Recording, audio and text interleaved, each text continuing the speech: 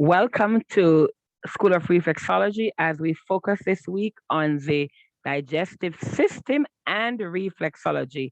We're going to say welcome to all the students who are joining us this evening from all over the globe. What a better time that you can join in this evening and be a part of this session. We're going to be looking at the digestive system, and I hope you will enjoy this session this evening. And so, what is the digestive system? I'm glad you asked. The digestive system is made of the mouth, the salivary glands, the esophagus, the liver, gallbladder, appendix, stomach, pancreas, large intestine, small intestine, rectum, and the anus.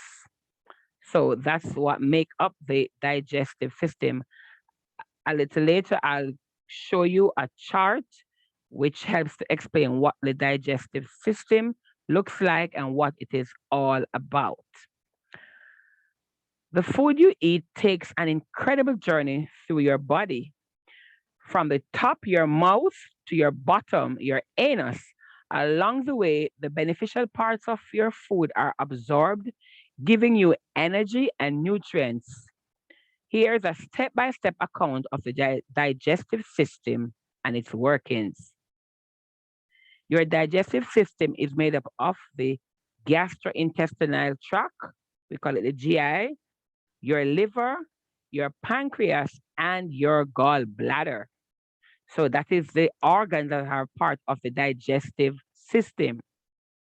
The GI tract is a series of hollow organs that are connected to each other from your mouth to your anus. The organs that make up the GI tract, in order that they are connected, let's go again, your mouth, esophagus, stomach, small intestines, large intestines, and the anus. Your digestive system is uniquely constructed to do its job of turning your food into the nutrients and energy you need to survive. You're a factory all by yourself. And when it's done with that, it handily packages your solid waste or stool for disposal when you have a bowel movement, solid waste management. Digestion is important because your body needs nutrients from the food you eat and the liquids you drink in order to stay healthy and function properly. Nutrients include carbohydrates, proteins, fats, vitamins, minerals, and water. Your digestive system breaks down and absorbs nutrients from the food and liquids you consume to use for important things like energy, growth, and repairing of your cells. And so that is some of the things that happen with the digestive system. Okay, we look at the mouth, and we're going to also look on the foot reflex chart where we can find the mouth on the chart. So the mouth is the beginning of the digestive tract. In fact, digestion starts before you even take a bite. Your salivary glands gets active as you see and smell that pasta dish or that warm bread. After you start eating, you chew and into small pieces. It is so that it can be easily digested. Your saliva mixes with the food to begin breaking down the food that you eat for absorption. When you swallow, your tongue passes the food into your throat, into the esophagus. The esophagus is located in the throat near the trachea or windpipe. It receives the food from your mouth when you swallow. The epiglottis is a small flap that folds over your windpipe as you swallow to prevent you from choking. So when we eat and we say it went into the wrong throat, that's because the epiglottis wasn't closed when you swallow. And so your lung has to do the cough reflex. The stomach is a hollow organ or a container that holds food while it's been mixed with the stomach enzymes. These enzymes continue to process the breaking down of the food. The small intestine. It is made up of three segments: the duodenum, jejunum, and the ileum. The small intestines is 22 foot long. Wow. Muscular tube that breaks down food using enzymes released by the pancreas and bile and from the liver. See the factory? Peristalsis also works in the organ, moving food through and mixing it with the digestive juice. So the movement of the food is called peristalsis. The duodenum in its first segment is, the duodenum is the first segment of the small intestine. The pancreas. The pancreas secretes digestive enzymes into the duodenum that break down protein, fats, and carbohydrates. The pancreas, pay close attention, makes insulin, passing it directly into the bloodstream. Insulin is a chief hormone in your body for sugar metabolism or for metabolizing sugar. And so you will understand how important it is to stimulate the pancreas in patients with diabetic issues. Glory to God, somebody would say right there. The liver. The liver has many functions, but its main job within the digestive system is to process the nutrients absorbed from the small intestines. The bile from the liver secreted in the small intestine always plays an important role in digesting fat and some vitamins.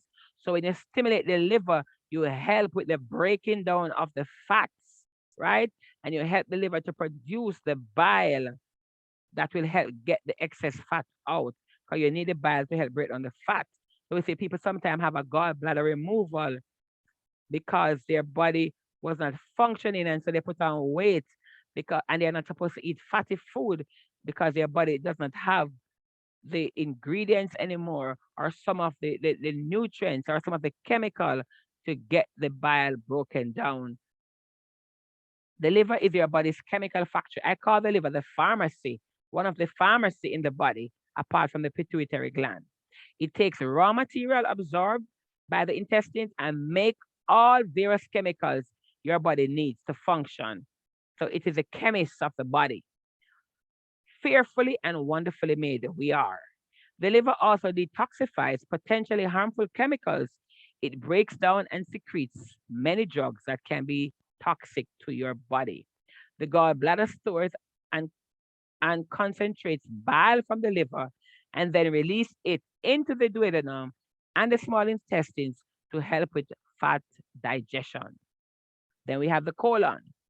The large intestine or colon is responsible for the processing of waste so that emptying the bowels is easy and convenient.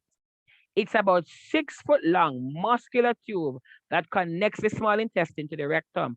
So can you imagine when somebody comes to your practice and they're constipated, they might have 6 foot of constipation, 6 foot of bowel back up. And so they'll be in a lot of pain, headaches. The large intestine is made up of the cecum, the ascending colon, the transverse colon, the descending colon, the sigmoid colon, and it connects to the rectum. So you'll see it on the foot chart, the different parts of the large intestine. And when you're working it, you're able to know what is happening in the patient. Depends on where the issue is. You can tell based on the point that you are stimulating. It normally takes about 36 hours for a stool to get to the colon. Wow. The stool itself is mostly food debris and bacteria. These good bacteria perform several useful functions, such as synthesizing various vitamins, processing waste products, food particles, and protecting against harmful bacteria. When the descending colon becomes full of stool or feces, it empties its contents into the rectum to begin the process of elimination. We call it bowel movement. The rectum, we're coming down. The rectum. The rectum is a straight 8-inch chamber that connects the colon to the anus. The rectum job is to receive stool from the colon, let you know that there is a stool, that there is stool to be evacuated, and to hold the stool until evacuation happens. When anything like gas comes into the rectum, sensors send messages to the brain. The brain then decides if the rectal contents can be released or not. So even your brain needs to be stimulated for your rectum, okay? This is more humor than before. The anus. The anus is the last of the digestive tract. It is 2-inch long. It is consisting of the pelvic floor muscles and 2 anal sphincters. Let me make sure that, okay, I'm just checking to make sure that all the students got into the room. Okay, all right, here we go. The anus is surrounded by a muscle that are important in allowing control of the stool. And so we're gonna now look at a chart that has to do with the foot chart that has to do with the way we reflex our patient. All right, so I'm gonna bring that chart up on screen so that students can see the chart. All right, we're gonna take a look at this chart. It would have been in your email already. All right, if you can see the chart, give me a thumbs up. All right. Okay, so here we are today. We are working this area of the feet. Last week we focused on the heart, the lung, the bronchi. Now we're looking at where we can find these reflex points in the feet. So on the right foot, you will notice that the liver reflex, which is a part of the digestive system, is right in the region below the heart reflexes. All right, so you could say first area below the small toe and the diaphragm, we have the black line. You see the liver is a large organ, about 3 pounds. So we see that the liver is almost half of that area of the foot. But if you should take your foot up and you look at your foot, you have the pad of the big toe, right where the pad of the big toe is, draw a line across that, and you'll find the liver running from the small toe all the way to the 4th toe, right? And just above the colon. Then you will have the stomach reflexes in this area. And so for the liver, we walk the liver up and across. We walk it up and across. And when we reach the area where the gallbladder is, which is between this zone 2, we do like a hook method. We hook the area, we hook it, and we stimulate that area. I have had cases where one patient, when I went, I noticed that I didn't like how the gallbladder and the liver felt. And I told her son that she needs to go to the hospital urgently. And the lady said, it is Christmas and she's not going to any hospital because she has to prepare her family dinner. Well, they were preparing her funeral when Christmas came. She died because it took too long to take her to the hospital. And so she had liver and kidney failure. They had to apologize later because they said, they underestimate the power of using your the assessing the feet. People misinterpret science. This is not any form of astrology. This has nothing to do with new age. This is backed by science. Science have proven hundreds and hundreds of case studies. For those who are students, you know that to prove evidence-based, you have to do research. You have to have cases. You have to put things on trial to confirm this is so. And so on the right foot, you have those areas that are a part of the digestive system. Look where we find the appendix, right here. And then you walk the area up near to the small toe. Then when you reach halfway up, right about halfway up in the feet, think of an imaginary line cutting the foot in half.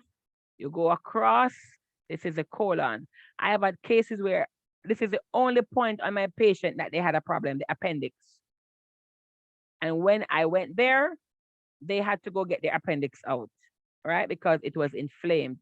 I have had several situations. One case was a pastor. I actually assessed him in a car park. And the next thing I know, he was in Maypen Hospital doing surgery because the doctor said when they opened him, he was green. The fluid from the appendix burst. And the doctor said, "You are dead. We don't know how you came back out. When we look inside of you, were already poisoned, but God intervened." All right. And then you go over to this side, you have the pancreas also running from one side to the next, which is here. So the pancreas are like a peach line. I'm going to show you, I have separated the each body part on the foot chart. So you'll see it as I go down on the chart. And then you have the stomach area. So when you work this area by walking across, when you reach the stomach, you walk across and you say, "What am I feeling?" But remember, you're not working the joints, you're pushing your way. Press and push across. Press and push, press and push. All right, you're pressing and you're pushing. All right, so I'm gonna need to flip this because the charts were different. So it will be okay for the second chart. All right, let me flip it one more time. Flip, flip. Okay. So here I have shaded just the stomach. So there we go for the stomach reflex.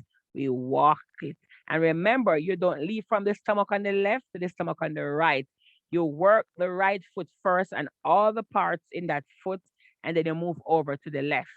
But because we're doing system by system, it's okay for you now to walk the stomach on the left of your husband's feet, walk the stomach on the right, just to test it to say let me test out your stomach, right? So you can now do one system at a time, or one organ at a time, or one body part at a time, because you're a student. But in a treatment, you do the full left, the full right, then the left, okay? All right. Then we look at the pancreas. Here's the pancreas that runs across here. And so for patients with diabetes, let me tell you, sometime when I am stimulating the pancreas for patients with diabetes, they are having some excruciating pain when I reach to that reflex. So I want to say to you, stimulate this area. It helps the body to send message to the pituitary gland to help with the blood sugar issues in the body, because the body needs to produce enough insulin. Otherwise, it's going to look glucagon from the liver. All right. So we look at the glycemic cycle to see why sugar remain in the body in another session. All right. Then we look at the colon. Here's the colon from the left side, just below the waist, across, then over, all the way over, across, and out to the rectum. All right. That's what it's like. So I'm giving you these because I want to separate each body parts. They did not really do this for me in school. You had to get a blank copy and shade your area to help you to learn it. I want to make sure that you learn it at all different ways, and especially because you are virtual students. In my time, there was nothing called virtual school, but we have to move with the time, and you have to make the teaching relevant, that persons can look on this chart and take up their son feet, their daughter feet, especially if they're actually having constipation, and work this area of the feet. All right. As I talk about constipation, you would also press and walk up this area with your big finger and your index finger. You walk up the area, you walk up, walk all the way up. And you're pressing and you're walking, you slide down, walking up, sliding down for constipation. So when I do my next videos for each digestive, each system of the body, I will walk with you and let you know the technique to use in each system. So that's the next video that you'll see, walking each system of the body. Okay. Then you have the solar plexus. This is where the group of nerves gather in your chest. The solar plexus, I want you to go research that name, solar plexus. And if you do nothing for this week, I want you to do a research in full. Why is this part of the body called the solar plexus? and why is it so important in the human body. We also see the gallbladder. We only have one gallbladder. We only have one liver on the right side. Okay? But the pancreas runs along from the left to the right or from the right to the left. We have these organs. Okay?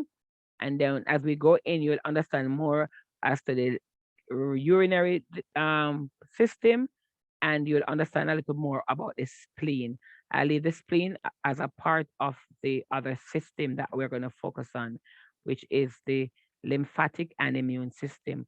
We'll do the lymphatic and immune like 2 in 1, okay? We'll do that. All right, so here the liver again. We see the liver all by itself standing out. I call it the pharmacy. It is the liver that decides every nutrient in the body. All right. If you have any questions, could you text the questions in the chat quickly? Any questions that you have? All right. Okay. All right. Let us look at one more thing before we go. Health record.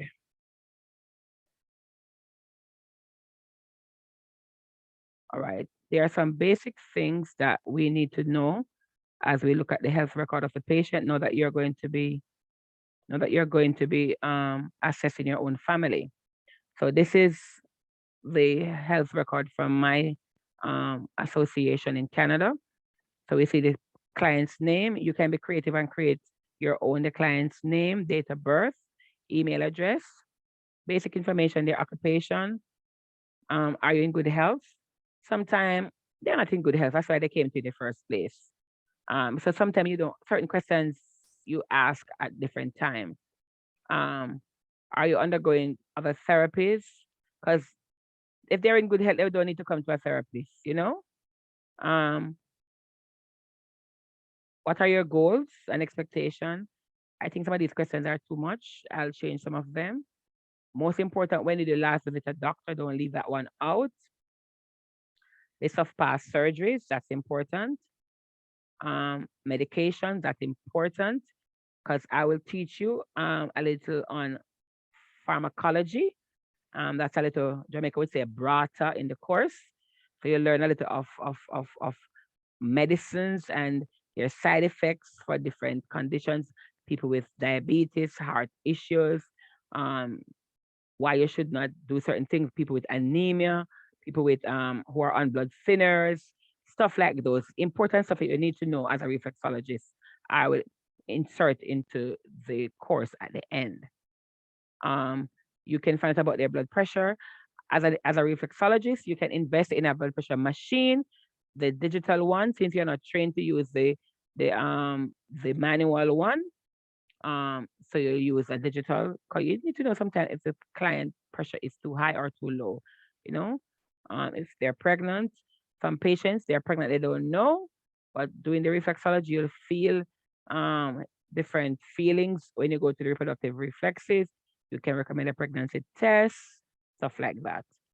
All right, allergies. It's important to know if they have any allergies, if they have varicose vein, because varicose vein, you might have to apply a lighter pressure to the person with the veins. You'll find out if they're having any metal in their body. Number 17 is very important. Keep that on your form. You're going to reinvent your form. That's part of your practical, because I want my students to be involved. Okay. I'm giving you this as an example, but I want you to be involved in your own creation.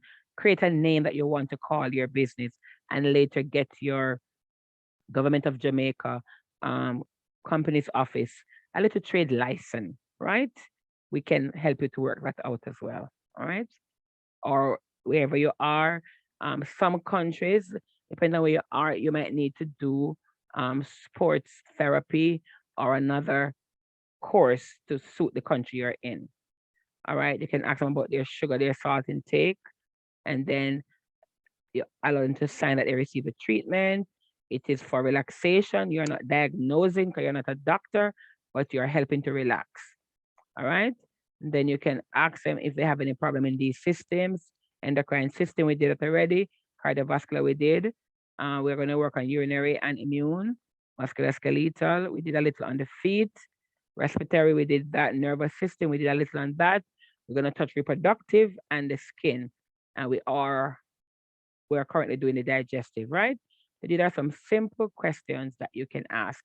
For example, the person will tell you that they're having pain. You can find out the onset when it started, how long, the frequency, is it sharp, is it dull, what they do to relieve the pain, what are some of the symptoms. Let the patient feel that you are interested in their situation. And then this is the first chart that we normally do, a big chart where we able to write what we found out.